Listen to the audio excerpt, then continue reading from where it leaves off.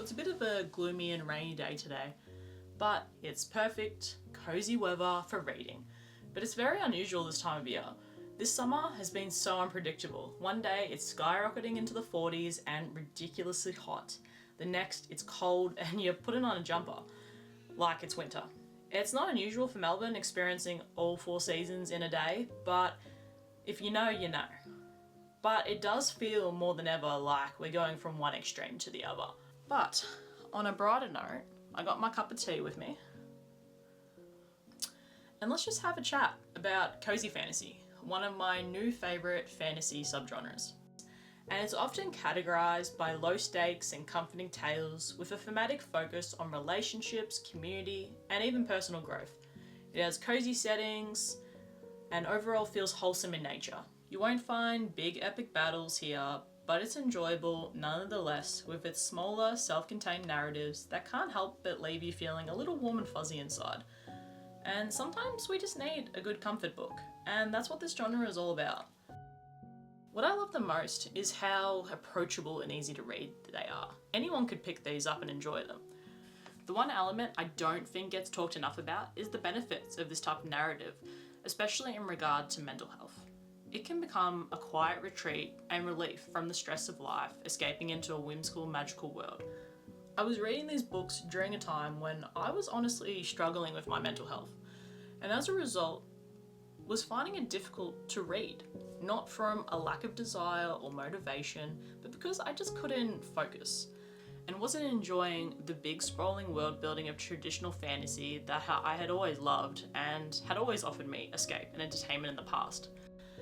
But I think it's because the simplicity of this writing style combined with the wholesome, feel-good and endearing nature of these cozy fantasy books was exactly what I needed to ease back into reading, and I didn't even realise it.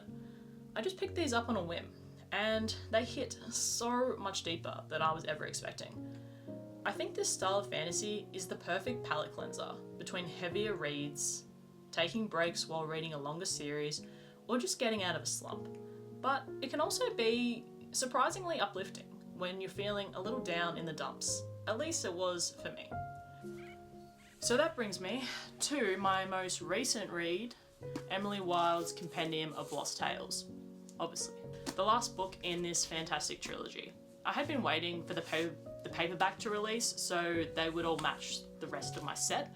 Otherwise, this would have been an instant pick-up on release date for me, as I had read the first 2 a couple of years ago. On a side note, does anybody else's paperbacks do this with the foiling on the front? I tried very hard to keep these in good condition, but just handling them and generally reading has caused these to fade, which is a bit of a shame because these covers are absolutely stunning and it irks me just a little bit. But back on topic, what makes this series so enthralling is it's the perfect blend of cozy, whimsical storytelling with just enough plot to keep you wanting more, with romance and adventures into the world of Fae, and just that little touch of academic flair. Our protagonist, Emily Wilde, is a scholar of dryadology, being the study of fairies and the Fae at the University of Cambridge in the early 1900s.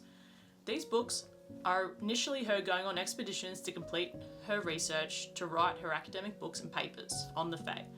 And she has quite the unquenchable thirst for knowledge. She's also quietly a bit of a badass, often putting herself in danger to at first further her research and later to protect and save those she cares and loves for. And of course, how can we forget her other half, Wendell Bambleby, her eccentric, charming and handsome academic rival. They are forced at first into close proximity when he unexpectedly joins her on her expedition. But over the course of these 3 books, they slowly fall in love, going from Emily not being able to stand Wendell, being completely infuriated by him, to being absolutely besotted. Wendell is also more than he first appears, leading to some interesting encounters and treks into the different fairy realms as they encounter danger around every corner. What I love the most about their relationship is the playful banter and how they interact with each other. They would also do anything for each other, often taking in turns to pull the other out of some rather precarious situations. The Fae are depicted with just the right amount of being enigmatic, but also being extremely cruel and dangerous. which I enjoyed. At times the story can honestly get unexpectedly quite dark. But I also really enjoyed Emily as our main character, as she is dedicated to her work and research almost to an obsessive level, and is also socially awkward in many situations, as she would never know the right thing to say and would much rather be poring over a book or being absorbed in her work, sitting by the fire with her constant companion Shadow, rather than engaging in conversation with actual people, which I can find at times very relatable. But she also does grow over the course of these 3 installments, learning the true value of engaging in those relationships, creating friendship, and discovering romantic love. I also love Heather Fawcett's writing style and the structure of these books. It is a first-person narration from Emily's point of view in the form of journal entries, as she keeps notes on her experiences and adventures. I liked the inclusion of footnotes to cite fictional scholars and explain fairy mythology, folklore, and terms, giving us a bit of background, which it gave it that academic quality to the world building, but never felt overused or overstayed its welcome.